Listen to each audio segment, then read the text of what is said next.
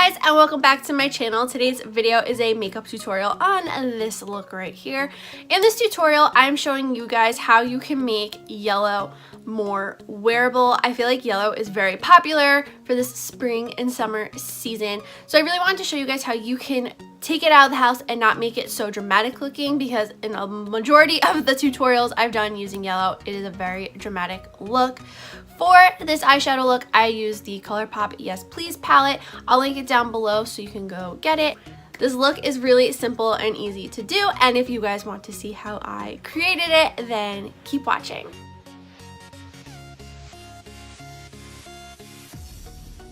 Alright, my eyelids and brows are done. So first I'm going to dip into CHMPS and just put this in the crease. Next, I'm going in with CHMPS and Note to Self on the same brush and just popping this in the crease as well. I'm just doing this to add a little bit more depth to the look.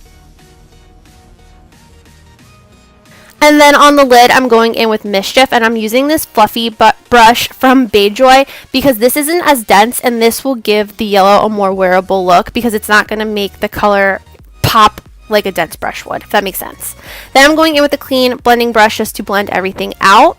And then I'm going in with CHMPS and Note to Self and popping that on my outer V just to make everything blend together nicely. And then I'm going in with my Physicians Formula eyeliner. I'll have all the exact names down below in the description box. And I'm just making a wing with that.